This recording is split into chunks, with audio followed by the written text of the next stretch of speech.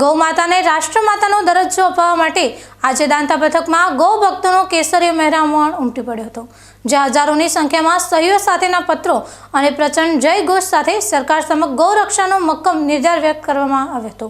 સાધુ સંતો અને ગૌ પ્રેમીઓ એક સુરે અત્યારે નહીં તો ક્યારેય નહીંનો હુંકાર કરી આ લડતને રાષ્ટ્રીય સ્તરે લઈ જવાનો સંકલ્પ કર્યો છે। બનાસકાંઠાના દાંતા તાલુકામાં આજે ભક્તિ અને આક્રોશનો અદ્ભુત સંગમ જોવા મળ્યો હતો, જ્યારે ગૌમાતાને રાષ્ટ્રમાતા જાહેર કરવાની માંગ સાથે વિરાટ મહાઅભિયાનનો પ્રારંભ થયો હતો।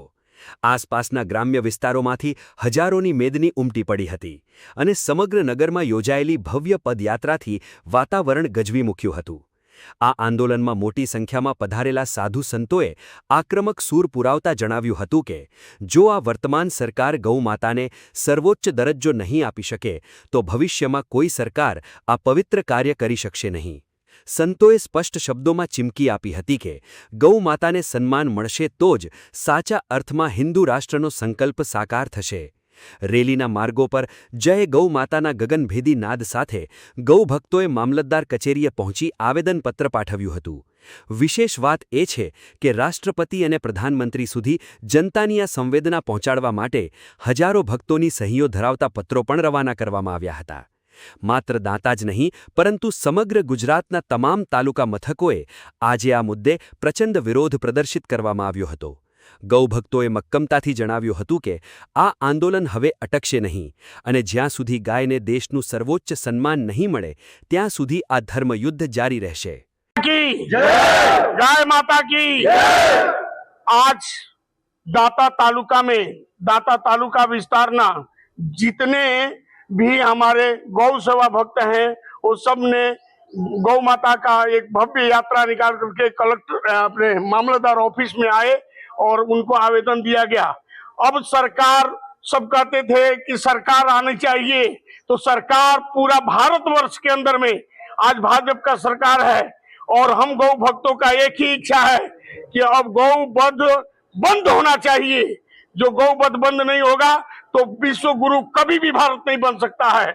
गौ माता जिसके अंदर में 33 कोटि देवी देवता रहते हैं, अभी नहीं तो कभी नहीं, अभी जो नहीं होगा तो कभी नहीं हो सकता है। इसलिए हम साधु संतों का एक ही मंतव्य है और हमारे गौ भक्तों का एक ही मंतव्य है कि किसी भी तरह से गाय माता की रक्षा हो और गाय अब कत्ल खाना में नहीं जाना चाहिए। मैं तो क्रांतिकारी इतना क्रांति करना चाहता हूं कि जो गाय को कत्ल करे उसको भी कत्ल कर दिया जाए। मैं गाय माता के लिए हम लोग जो नहीं धरती पर भारत में गाय माता की रक्षा नहीं होगी तो और कहां पर होगी। मैं इतना ही कहता तो साधु संतों और गौ भक्तों के साथ में मिल करके बस एक ही आह्वान करता हूं। प्रधानमंत्री आज हमारे हैं, आज प्रधानमंत्री से लेकर के मुख्यमंत्री सब बहुत हमारे हैं, लेकिन गौ माता की सेवा नहीं करेंगे तो हमारे किस काम में आएंगे।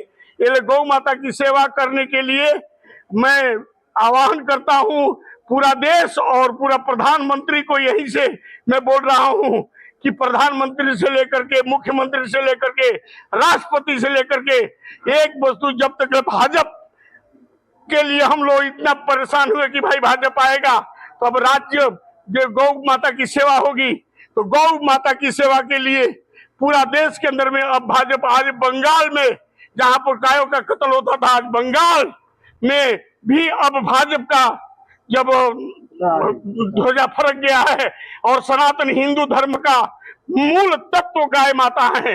इसलिए गाय में 33 कोटि देवताओं का वास है।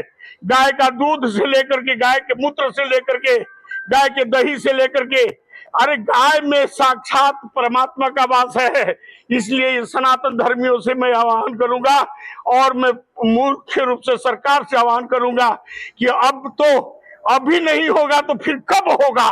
इसलिए अब गाय माता की सेवा के लिए आप लोग अपना राजकीय रीते, आध्यात्मिक रीते, सामाजिक रीते, कुटुंबिक रीते और व्यक्तिगत रूप से आप लोग गाय माता की सेवा के लिए सब लोग तैयार होइए। गो अभियान भारत देशना अंदर चाली रह्यु छे। भारत देशना तमामे तमाम 5400 तालुकाओना अंदर दरेक संतो महंतो अने गौ भक्तो द्वारा એક જ પુકાર કરવામાં આવી રહ્યો છે કે ગૌ માતાને સન્માન મળે, ગૌ માતાને રાષ્ટ્રમાતાનો દરજ્જો મળે. ગૌ માતા સાથે જે અત્યાચાર થઈ રહ્યો છે, આજે ભારતના અંદર તમામ જગ્યાએ હિન્દુ સરકાર છે અને જ્યારે ઉપરથી દરેક સંતો મહંતો દિલથી એક જ અવાજ કરી રહ્યા છે કે ગૌ માતા જ્યારે રાષ્ટ્રમાતા નહીં બને તો ભારત દેશ ક્યારેય વિશ્વગુરુ નહીં બની શકે. કારણ કે ગૌ માતાના અંદર દરેકે દરેક દવાઓ ગૌ માતાના અંદર છે. ગૌમૂત્રનું સેવન કરવાથી પણ અસાધ્ય રોગો મટી રહ્યા છે. ગૌનું દૂધ પીવાથી તમામે તમામ શરીરના અંદર જે રોગો છે એનો નાશ થાય છે. કેન્સર જેવા મહાન રોગથી પણ ગૌ માતાના સેવનથી, ગૌ માતાના પંચગવ્યના સેવનથી કેન્સર પણ મટી શકે છે અને વિજ્ઞાન પોતે સ્વીકારે છે. આજે ભારત દેશના અંદર તમામે તમામ ગૌ ભક્તો એ પ્રાર્થના કરી રહ્યા છે અને પ્રાર્થના પ્રત્ન રાષ્ટ્રપતિને, વડાપ્રધાનને પ્રદાન કર્યો છે તાલુકા લેવલે કે ગૌ માતાને, અમારી માતાને રાષ્ટ્ર માતાનો દરજ્જો રાષ્ટ્ર લેવલે ગૌ સન્માન આપવામાં આવે. જય ગૌ માતા, જય ગોપાલ. દાંતાની ધરતી પરથી ઉઠેલો આ અવાજ આજે દિલ્હીના સત્તાના ગલિયારાઓ સુધી પહોંચ્યો છે. હજારોની મેદનીએ લીધેલા આ સંકલ્પ બાદ હવે જોવાનું એ રહે છે કે સરકાર ગૌભક્તોની આ પ્રબળ લાગણીને માન આપીને ગૌ માતાને ક્યારે રાષ્ટ્રમાતાનો દરજ્જો એનાયત કરે છે.